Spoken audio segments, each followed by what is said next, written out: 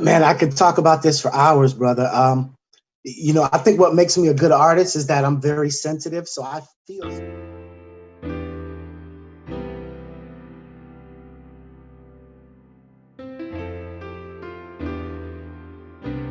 system to Ebola that was dismantled, all of those kinds of things, man. It's just irresponsible. So I know that for me, I can't influence what others do, but I can do my 100%. So I'm definitely going to be, I made the commitment. I'm definitely going to be more involved in the process of moving our country forward, making it live up to its creed, making it be everything that it can be. My little bit, and hopefully my little bit moves something or helps something. Yeah. That's what I'm resolved to do. I tell you, that's the reason why we have chosen you to be the creator of the month for the Creativity Cocktail and the Rising Tide Charity, because everything you just said, that is not just about yourself. It's about what you can give and what you contribute. And you're saying that in the future, like you're going to do it, but I'm telling you, brother, you do that already. Thank you. You have Yeah. inspired me, on many levels and many times. Your ability to synergize the business acumen that's necessary to get something done with the hmm creativity that needs to get something done is something that is inspiring to a lot of people. And I've seen you. I've Thank you. seen you talk about people on stage and talk about them with reverence about their talent and about their skills. I've physically seen it. Man, that Thank you. is awesome, man. That is awesome. So Well, tell a little bit of people about yourself, because I know you're from right. Augusta, Georgia. I always tell the story that the one time I went to Georgia, Augusta, I went and I walked downtown Augusta, and I went into this little costume shop there, and the lady in there, she knew your name. She knew your name clearly and everything that you were doing. She's like, yes, he comes in all the time because he's putting on productions here in Augusta. And at that time, I didn't know who you were. But Right. every time I think about you, I was like, you made such an impact on Augusta, and now you're doing the same thing here in Atlanta. Yeah, that's probably Uli. Yeah, Yeah, redhead woman. yes. Very nice. She's incredible, man. Well, for me, it's necessity. Is one piece of it, and it's cultural and tradition is another piece of it, and I think the largest piece is spirit. So I'll start with that, man. I remember at a low point in my life, um, I was like, okay, Father, what do you want me to do? I was just tired. I had tried so many ways to just, become rich and famous. That was kind of the goal in my immaturity. And it wasn't working for me. I said, okay, God, what do you want me to do? If you want me to go over here and mop floors, I'm going to do that and be happy. I'm just tired of the internal, you know, dysfunction. And nothing came for a while, but over time, I just got in my spirit. It's like God was like, Tony, tell my stories. So I said, okay. And I thought it was biblical stories. So I'm deeper in the church and I'm doing, I'm a Christian. So I'm deeper in the church and I'm doing the life of Jesus, the Easter play and that kind of stuff. And Yeah, I heard even about though, that. yeah, even though it felt good, I realized that wasn't it. I was like, this is not it. And then I got a contract with an organization down in Augusta called Communities in Schools. And they do a lot of, aversion programs for kids at risk. And there was a number of kids that were in the alternative school. They had issues in the traditional school, so they sent them to this alternative school. So they brought me in to do some theater. And with all my accolades and degrees and education, I wanted to come in and do August Wilson or Shakespeare. These kids weren't interested.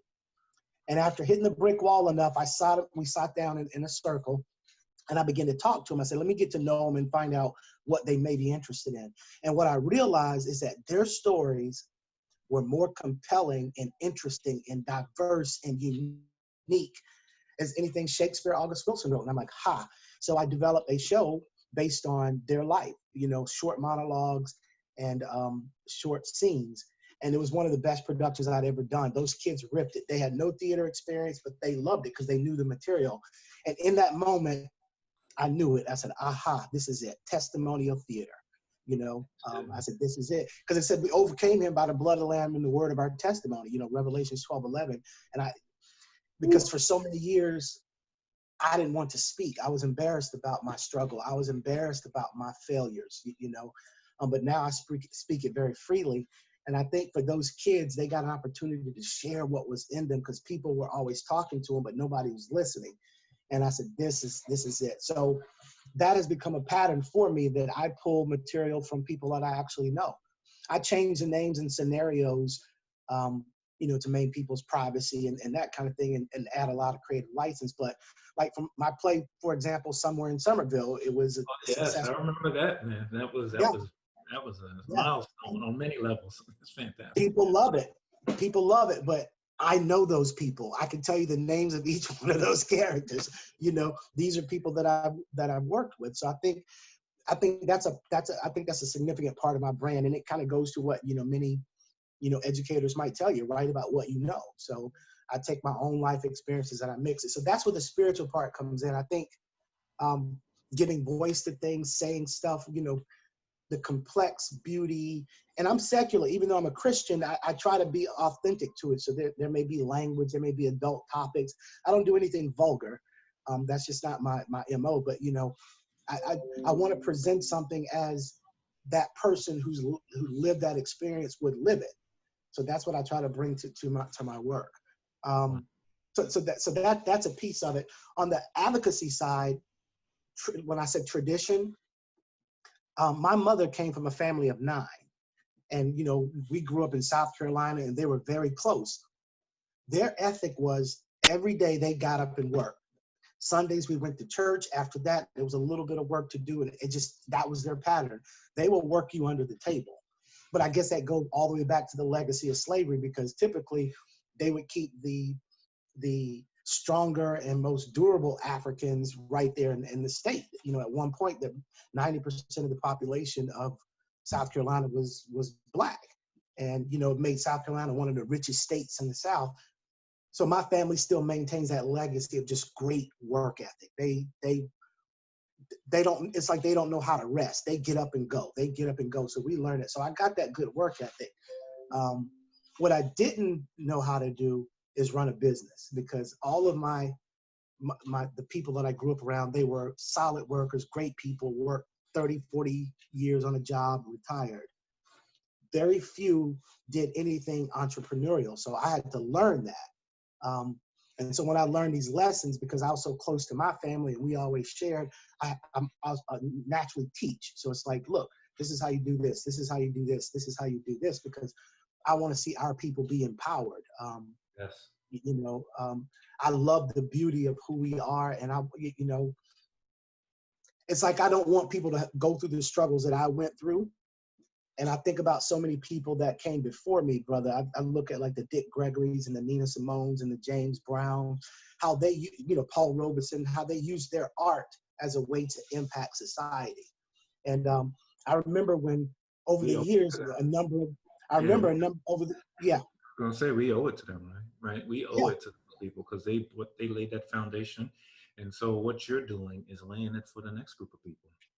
Right, and that's what occurred to me. All those kids you mentioned, they're not gonna remember your name for the rest of their life. There's no doubt. They Thank remember. You, brother. They are.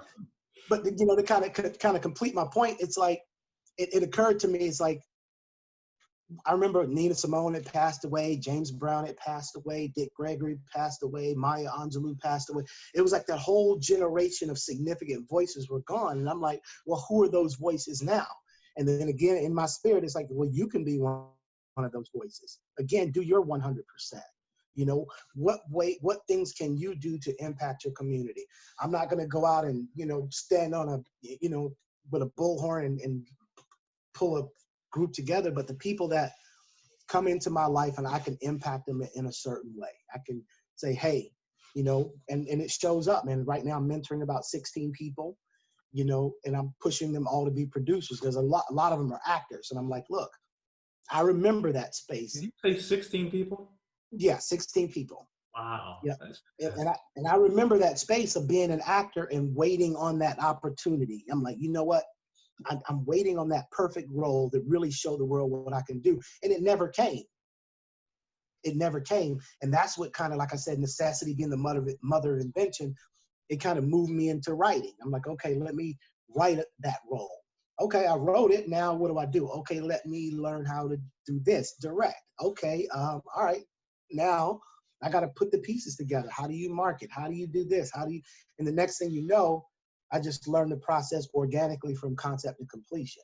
So now I encourage people to do that. I'm like, look, if you want to fast track your career, you know what you're good at, you know who you are, develop a role that best shows the world who you are. And that's your introduction to the world. And learn how to put that together, and you never have to audition again. You can green light your own projects, even small, but you're now the master of your own fate. That is awesome. You know, something you said about advocacy that I wanted to kind of keep going here. And that is about, with everything that's going on these days, everyone's got to find their way, right? Mm-hmm. Way to advocate for whatever it might be. So some people, it may be to comment on social media. For some people, it might be to go out and protest. And for people like us, is to tell stories and to help other people tell their stories. You know, that is such an amazing thing. So let me ask you, you've come here to Atlanta from Augusta. And I don't recall how many years you've been here, but it's been relatively soon, or short, relatively. Right. Tell us about your vibe, the vibe of the Atlanta creative community versus Augusta. Okay, yeah, let me go back, because you asked me who I was. I'm a filmmaker. I'm a theater producer. I'm a graphic artist. Basically, I'm a producer, director, writer, actor in the world of film, television, and theater. Yes. But I also do photography, graphic design, and advocacy out of necessity, and as a way to kind of complete that whole thing. That's who I am, and that's what I spend my life doing, and I'm grateful for that. I left corporate America back in 2008, and from 2008 to 2011, I got my butt handed to me. I had skills in the arts and knew how to be creative, but I did not know how to run a business.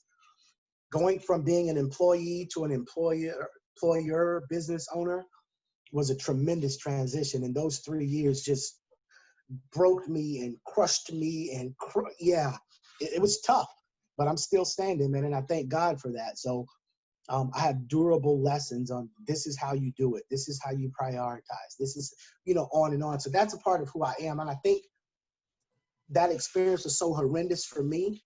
The survival, the mental, the work that's required to really get a business up and running, that I definitely want to share it with people, because it's like, dude, I don't want you to go through that.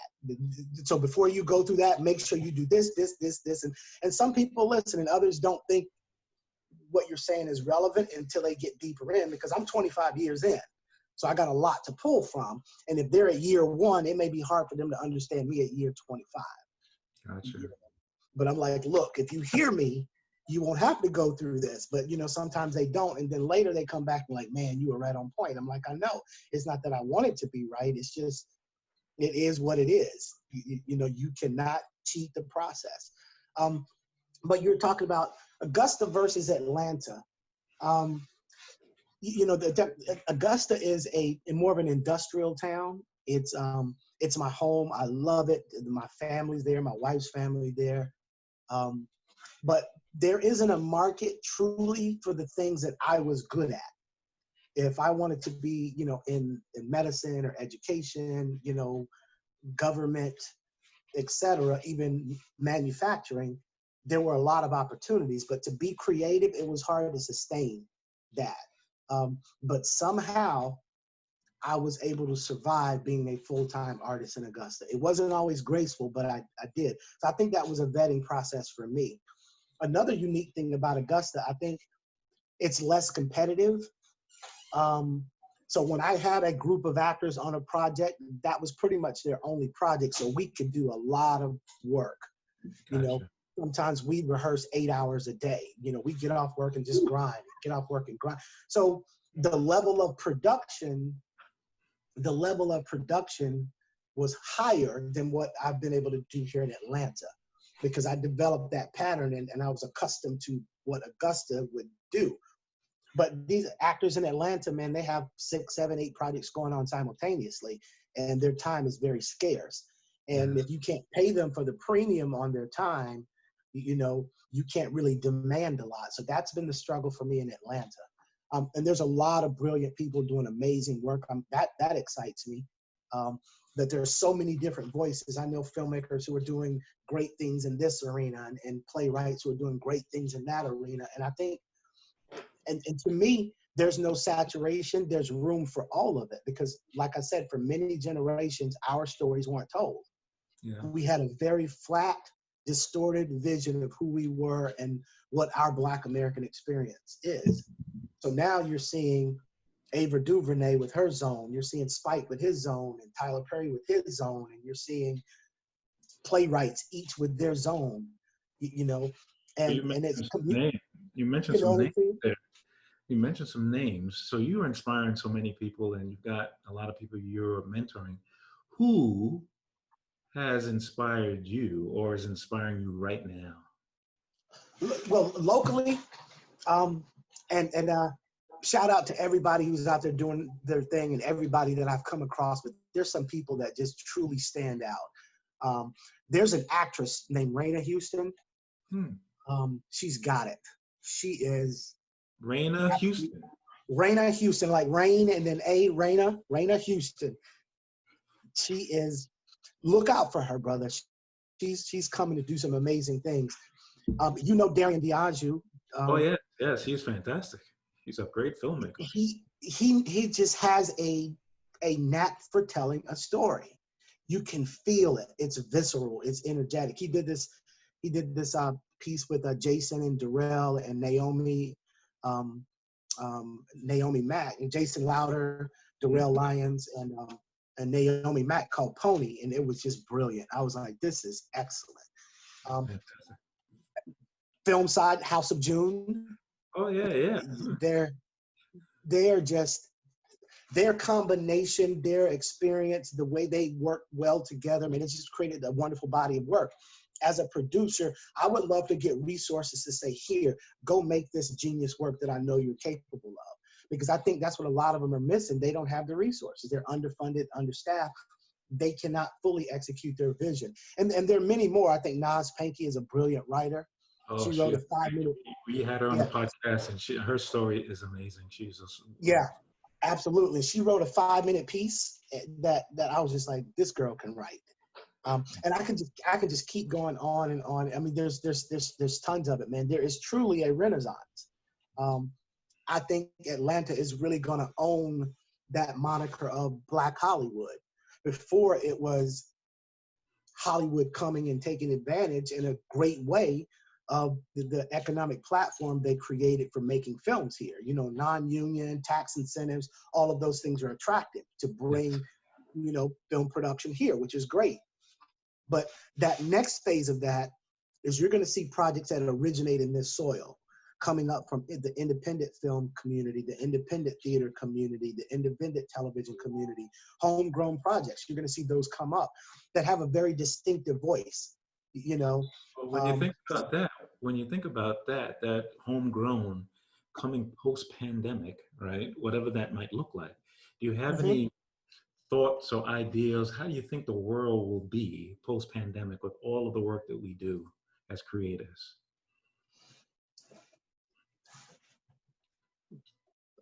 A number of things. One, I think people are going to be a lot more courageous. I think people are going to be a lot more forthright, because before there was an element of, oh, let's be politically correct. One of the good things about our current president is that he took kind of political correctness off the table. No matter how difficult it was to hear, he'd say whatever was on his mind. And I think that is matriculating across America, where people are, we're communicating from a different place of truth now, good or bad. Yes. You know, good or bad. Good or bad. That people are not trying to sugarcoat and candy coat things. So now we get a better idea of what someone may be really saying or what they really feel. And I think that's going to be reflected in art, that people are going to not worry about being so politically correct in their plays, in their short films, in their television series, their web series. They're gonna say it and build the projects like they feel it. So they're going to be a lot more bold, a lot more courageous, because they're tired. You know, when we see somebody like Dylan go down to Charleston and shoot 9 people in a church, and he comes into, and they stop him by McDonald's to get him something to eat. Whereas you got this black man who's not armed and he's dead and he didn't kill anybody. This guy who kills 9 people is treated with kid gloves, but this one who you may have had whatever dispute was going on is now dead. I mean, those things don't equate, and I think we're starting to see that. And people are just frustrated. I felt a lot about that is that people were getting killed, right? So at the AME Baptist Church and Floyd, everyone's getting killed. And then you've got this group of people, and I hate to be political, but people who know me know that I'm not the most political person in the world. But when it comes to certain principles, and one of them is the life of human beings, right? I feel a certain way. You can't kill human beings, right? No matter who they are, you right. can't kill them. And so you can't. So whether you're on a guy's neck or you come into a church, is kill, and it's all murder to me. And the God that I love, one of his commandments says, "Thou shalt not kill." Right. Period.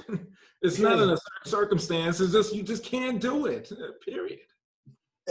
I will say this too, man. It's going to be a difficult period because talking to a lot of my peers who happen to look like me, who happen to be African Americans and coming from the African diaspora, they're really hurt by the silence of many white people. And many of us have very diverse friends and coworkers and colleagues and that kind of thing. And that's bothering them. It's like, how can you sit the sidelines and not say anything about what we are seeing? It hurts because I probably 2 of my best friends are one is an old Jewish lady. Another one is an Irish Michaels, who is a middle-aged Irish woman. I mean, those are my aces, because we've had some collective experiences together, and we're able to talk about that, because I truly want to love all my 7 billion, almost 8 billion brothers and sisters on the planet. But, the same way as you are, all 8 billion of these people that live on this earth are valuable. Right. But some people, for any reason, unless you're just self-defense, perhaps, but otherwise than that, killing that man, I tell you, it's really, really painful for me. And then there's a part of the people in this world who've got that cognitive dissonance, that thinks that because a person is from one part of the world or another, or something that they've made up, that they're less valuable. And that's not the truth. That's not the truth. I love every single person I've ever encountered. Now that's my naivete, but that's okay to be that way. Yeah. It's okay to be that way. Let them sort it out. Let them create the home, but I'm not the one to create the home. You know what? And you hit the nail on the head for me, brother, because the God I know has said the greatest of these is love. I may not be a master at all the other commandments and all the ways that I'm supposed to be. So I said, you know what? Let me work on love. If I get that, I think that's going to cover a lot of bases on me. So I try to lead through the world with love.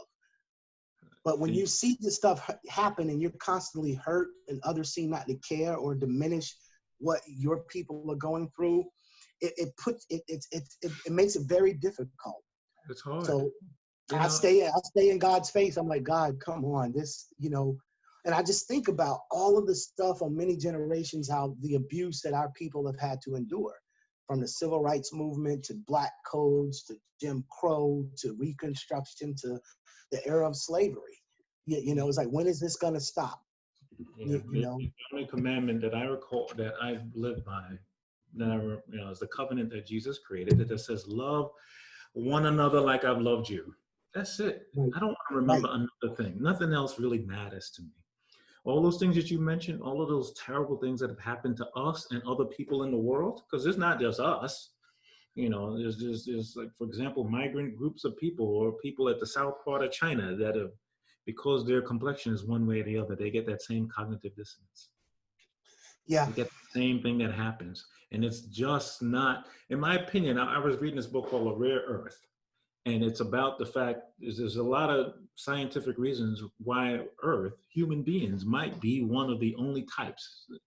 There's countless planets that exist in the universe, but we might be rare.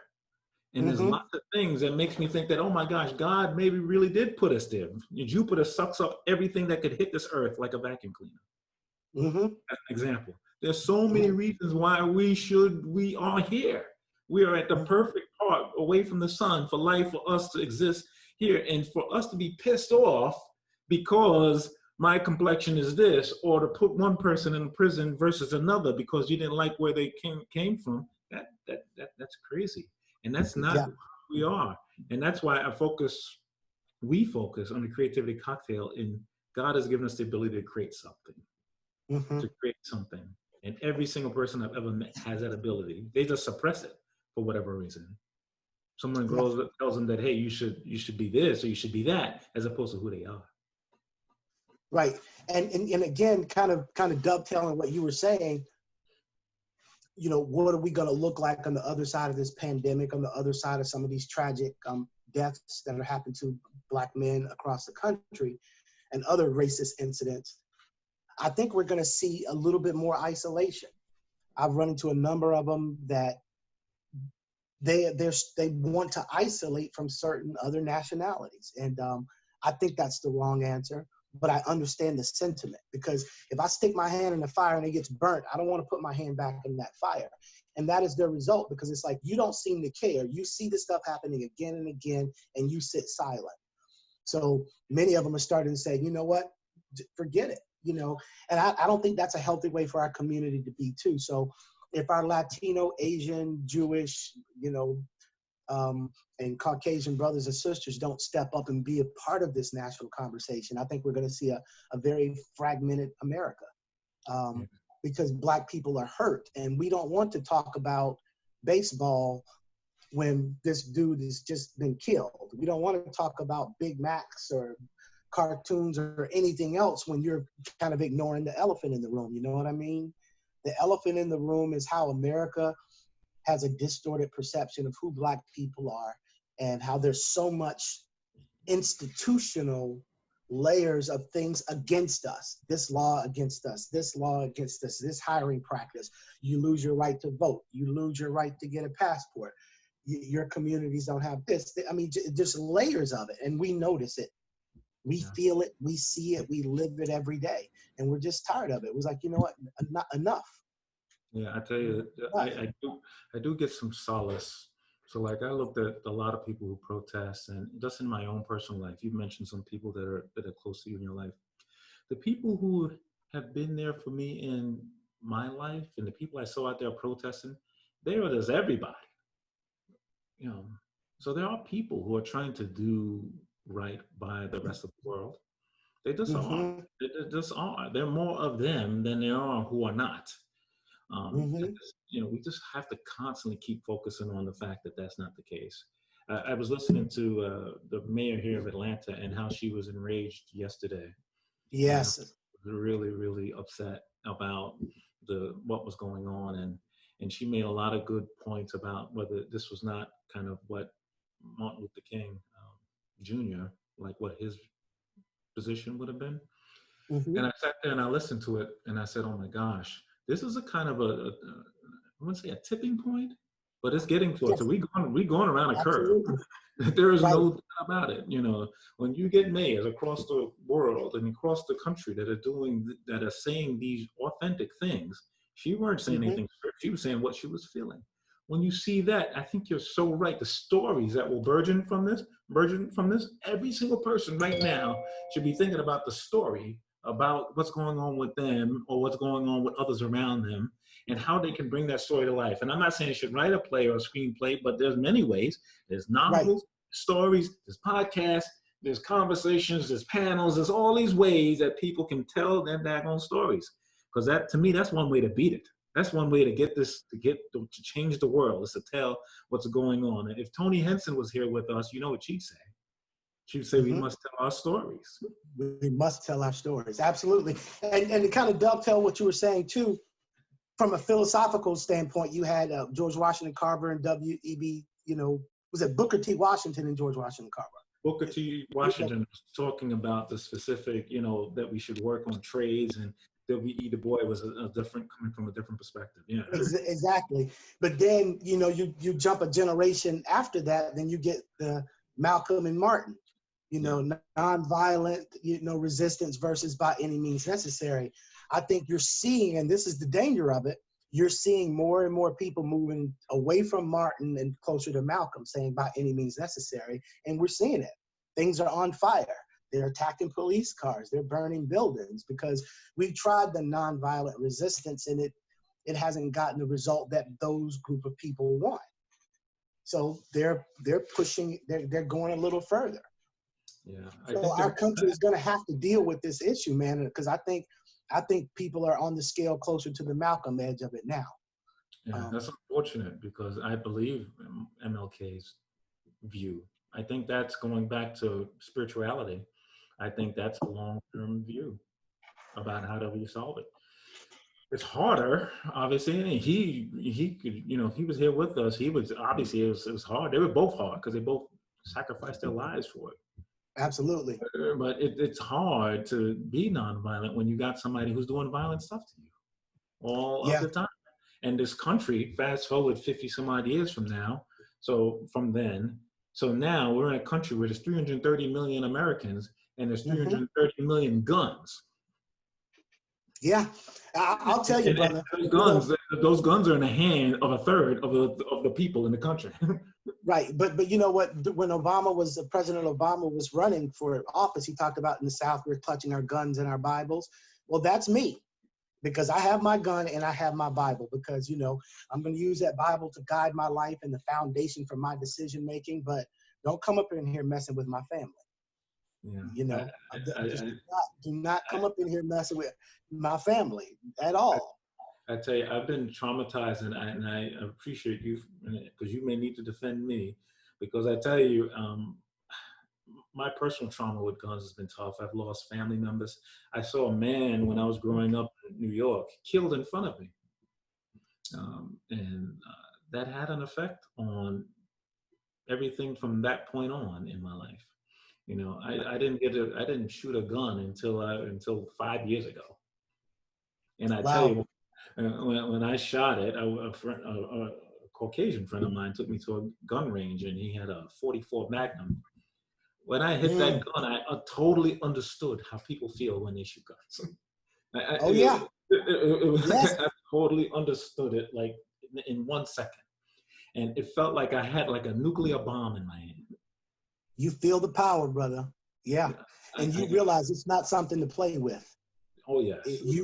Use irresponsibly, man. Yeah, that's what, you know, that we're very cautious with it, man. But you know, this, you know, it's a response, man, because so many people are buying guns. It just makes you don't want to get caught with your, you know, your head in the sand, you know, because you see stuff like The Walking Dead, and with this pandemic going on, that maybe that's not so far-fetched. Not that we're going to be walking around zombies, but maybe there'll be a lot of people walking around sick and trying to come in your house and raid your cupboard.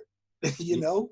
You don't know that virus is a powerful enemy. It's floating in your voice. Like people can be asymptomatic right now talking to somebody else and pass it to them, and they don't know. Absolutely. I mean, like, and it's not even the virus that's the most powerful enemy. It's the fear of the virus. Yeah. Because I think we need to, you know, like some scientists, I've been keeping up with it because I know how to, you know, leading different productions. I got to know how to move forward. And it's we do need to build up some immunity. We need to get out there and kind of let people get exposed. And I'm very cautious about this because I don't want to miscommunicate anything, but let people get exposed so we can build up natural antibody and a natural resistance to it. Because if we stay isolated, we're not going to have those improvements and enhancements in our internal, you know, immune system. So we can't walk away from it. We can't isolate forever. We got to get out there and face this thing, allow our bodies to adjust. Unfortunately, there will be some casualties. You know, I don't want to be insensitive to those who succumb, but you know, we cannot live in fear. We have to, you know, incorporate science, be wise, you know, follow health guidance. But you know, it's going to be difficult to maybe get a vaccine for 8 billion people immediately. So we're going to have to let our natural systems begin to adapt. you know, and that's what some scientists are saying. That's going to take a little time. That's why many are guiding, build your immune systems, you know, doing things to drinking warm liquids, just build your immune system. So if you're exposed, your body can to begin to deal with the virus. You know, Until I was listening to someone recently where a lot of there's just such an opportunity for us to build our immunity at this time. You know, whether it's, you know, vitamins or exercise or our diet and that kind of thing. You know, there's so many, we have been ingesting, all of us, including myself, all kinds of things for years. And you know, that we just shouldn't, that would make us more susceptible to this virus. The earth is kind of giving us like an interesting lesson. You know, since this virus has happened, pollution in the hardest places or the hardest hit places in the world is going down by 30%. Absolutely. Gas costs $1, you know, for whatever it is. Right. Less production, which creates more fossil fuels, agricultural production that creates fossil carbon dioxide in the air. There's all kinds of things that are happening. People may, I don't know if this part is true, but people may be aware of their diet, you know, more than they've ever been, because they just don't have the opportunity to go and to ingest all of the manufactured stuff we've been making for the last 3 decades. You know, people are realizing that they don't necessarily have to eat all of the bad stuff that they have, that they've eaten in life. They just realize it, and going outside to take a walk or whatever, there's more vitamin D in there than it's anywhere else. I mean, that's part of that immunity that you're talking about. That's part of that thing as well. Yeah. And, you know, me and my wife have found joy, man, in cooking, you know, because, you know, being reluctant to go to restaurants where you don't know what their standards of cleanliness are, because, you know, a lot of them are low wage workers. You know, you get some food and who knows what their sanitation is, and then you end up bringing something home. So we've been cooking a lot. We'll run in the grocery store, grab what we need, and come home. So it's been great because we've been my 21-year-old son, he has learned how to cook over the last couple of months. Like before that, he didn't cook, or he just got whatever we would make. And now he's been cooking. He cooked dinner 3 nights a week now. Yeah. You see what I mean? So that's been a joy. And it's a way to love each other, man. My wife cooks with so much love. I cook with so much love. Our son enjoys it. It's been, that downtime has been great for my nuclear family. We really connected. We loved on each other. We've enjoyed each other. It's been wonderful in that sense. Absolutely wonderful.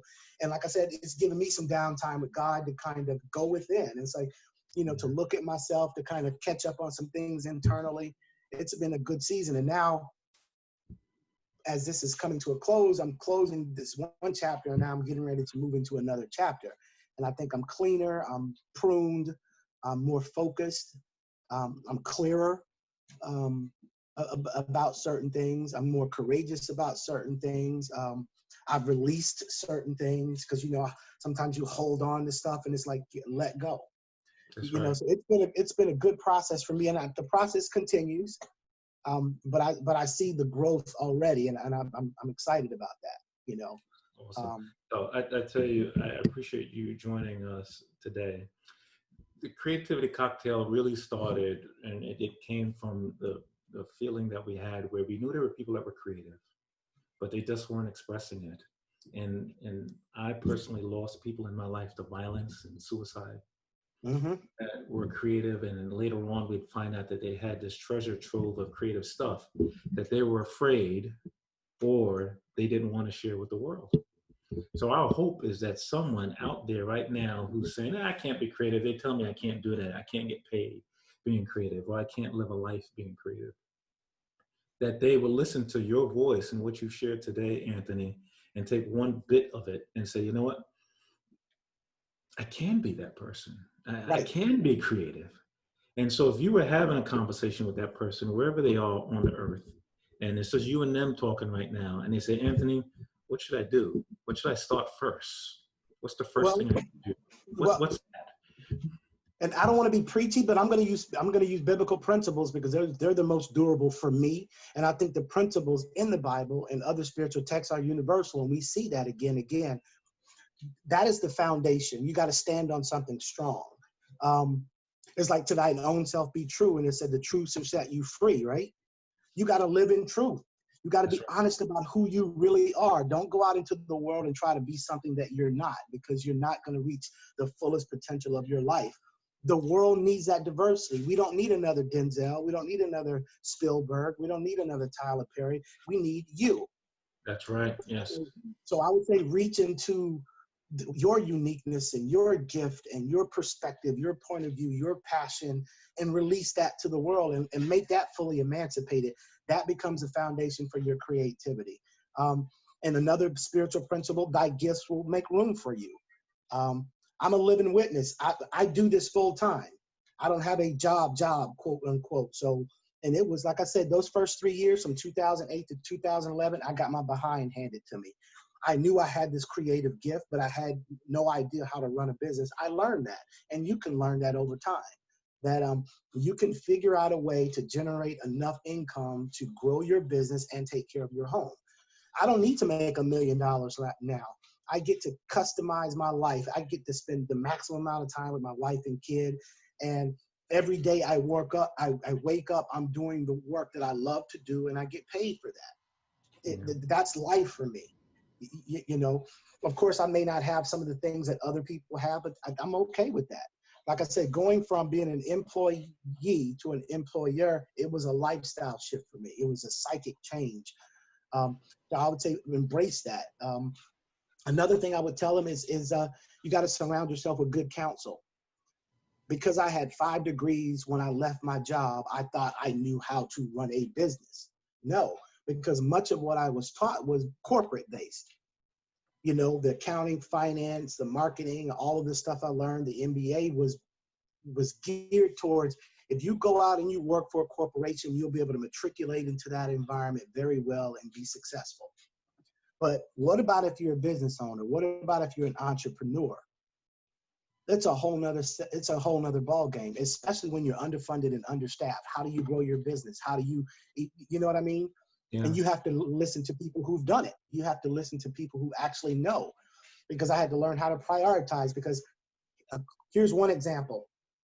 On my job, I put in 80 hours, say in a week, full week, working like crazy. I get a check. For my business, I can put in that same 80 hours and not get any money. So you learn to focus on the things that pay you first, right? Yeah. Delaying that foundation. Understand truly what your priorities are, because you're putting in the work, you're putting in that same amount of time, that energy, but if you're not focusing on the things that pay you, you're not going to eat. And if I get it wrong, I don't eat, because I don't have a job to fall back on. So the incentive to get it right. The last thing, because there's so many more, I mean, I can talk about this for an hour, because there's so many lessons that I've learned, because I failed so many times. I hit the brick wall 1,000 times, probably literally, you know. But another big lesson is just start moving. Yeah. You know, you don't need to know everything now. Just take the first step, and then somehow that second step will be somewhat evident, and then you take that third step, and you just keep moving. Whatever you do, don't stop. Just keep moving, and you'll pick up things along the way. Momentum determines our destination, right? Just got to keep going. Sometimes we just can't wait for it to all happen to start. Just got to start. Right. You know, and you said something that I think a lot of people don't understand, and I really want us to kind of maybe close out on this, is that real wealth in this world is not about stuff. It's not about what you have. It's not about where you live. It's not about what you got, or even where you go on vacation. None of that stuff is real. The real wealth is the relationships you have in your life. That's Absolutely. real. And when in our last moments on this earth, none of us are going to be thinking about whether we had the nicest iPhone, whether we had the nicest car. You know, we're going to think about how big our house was. That's going to be totally irrelevant to all of us. Right. We're going to remember who loved us. Right. Who did we love? That's the only thing that's going to be on our mind. Right. That's the only thing. Yeah. You make a good point, man. Because I didn't realize that too. I think I needed years ago the validation of money and things, because that seemed to be the mark of success. Yeah, I had to learn that too. But I don't, because right now I can go out and probably get a bigger car, but I'm like, I can get a nicer this, but I'm like, they don't mean what they used to mean for me. I think I needed those things when I was younger and more insecure, but now I'm like, my life is wonderful. I wake up, I come down the hall, I get in my office, I work, I'm able to cook lunches for my wife, and we sit down and have lunch together, and I can get back to work, and then I go out and I'm doing productions out in the community, and my life is built, my work is built into my life. And I have the maximum flexibility. You know, when each project, I can decide not to take a project or to take a project. I can take a couple of months off, and I can go to Costa Rica for a couple of months and still be able to function, because there's an element of my business that's online. That kind of freedom, you know, and that's the kind of freedom I want to give my son. It's like, find what you're good at, who you really are, something that's connected to who you are, what you're passionate about, and build a business from that. It can be done. I don't want my son to ever have a job. I want him to find what he's good at and figure out a way to build a business. I'm hoping my life will be an example. I'll say there's one last thing that's huge for me. It's probably one of the most significant. Again, I remember at a low point when I was kind of angry with God. It's like, I know I'm supposed to be doing this and I'm supposed to be in this space, you know, not that this is, you know, God's will that I make a play, but, you know, who he created me to be is a part of his will. This is what it's in me genetically, and all of that kind of thing is in his will. How I manifest that probably is up to me. But I know this is what I'm supposed to be doing. I know it at the core of me. But it was difficult for me to do that. There were no resources. I'm like, and I was thinking, I don't have this, and I don't have that, and I don't have this. And I was angry for a good period of time there. And again, God put in my spirit, he said, use what you got. And I'm like, I don't have anything, because I thought what I needed was going to come in the form of a big check. Somebody's going to write me a big check, and I'm going to make that amazing film. Somebody's going to write me a big check, and I'm going to be able to tour that play. But many of those blessings came in ways that I didn't think they would, because God began to point out to me, this lady will let you use her building. These actors are willing to work with you for free. They're willing to help you behind the scenes. And I was like, there it is right there. That the blessings are going to come in ways that I don't expect.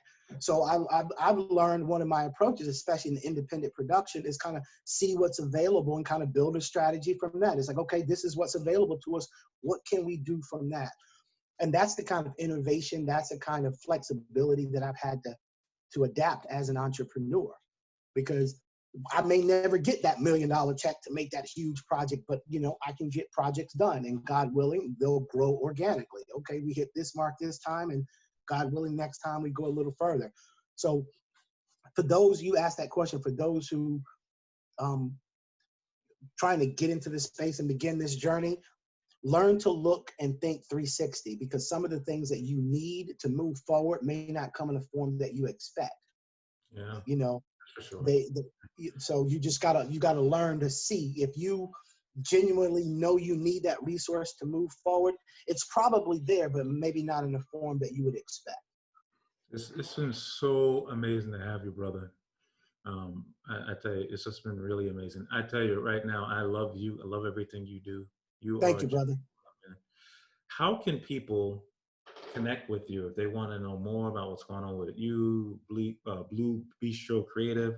What are some ways that they can connect with you? Well, long term, you'll be able to connect through our website, AntonyRpage.com, and that's PAGE is my last name, or BlueBistroCreative.com. But those sites are under construction because we're revamping everything, so you'll probably get a splash page. But Blue Bistro Creative on Facebook, if you Google that, there's 10 pages. We got them broken down based on our operations. So there's one for the film and video activity. There's one for theater activity. There's one for the photography stuff that I've done, the graphic design stuff I've done. So you'll see that if you Google Blue Bistro Creative on Facebook. Most social media, if you go to Antony.R.page, you'll see me on Instagram, LinkedIn, Blogger, Facebook, that kind of thing. That's also my email. So those are ways that you can get in touch with me. And I'm open. You know, sometimes I've had some bad experiences mentoring people. I'm like, you know what, I'm not going to do that again. Then God sends me somebody else. I'm like, see, you know, you can't get away from it. I know that's a part of my mantle. I'm like, no, I'm tired, because these people don't know. They take and take and take from you. They don't give back. And I'm like, I'm not mentoring any more people. And then God will have somebody come. Hey, And I'm like, okay, let's go. And I'll start teaching. That's right. just a part of my mantle, man. And it's, I know it. I know it spiritually. I'm supposed to give. I know it. There's something in line that when I learn something, I have to teach some of the things that I've learned to some of these people who are willing to listen. And sometimes when you're teaching these people, they don't value what you've given them until later, like I did. Yeah, When I was in my 20s, there was later, yeah. Yeah. When I was in my 20s, there was a gentleman told me, he said, "You're a director." I'm like, no, I'm an actor and I want to do this. And I didn't hear the wisdom that he was giving me. But later, when I came to directing and it just felt so right, I said, had I listened, maybe I could have gotten to certain things sooner. But, again, my pride came before my fall. So there you go. For all of those that are out there, Anthony, we hope that you can join us again.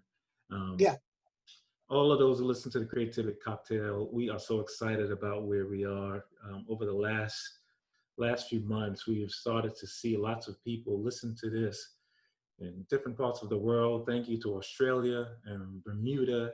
And recently we had several people in India that listen to this, listen to what we're doing. What we do just translates everywhere. And because every single person, no matter where you are part of what we do. If you want to hear more about what we've got, obviously go to risingtidescharity.org.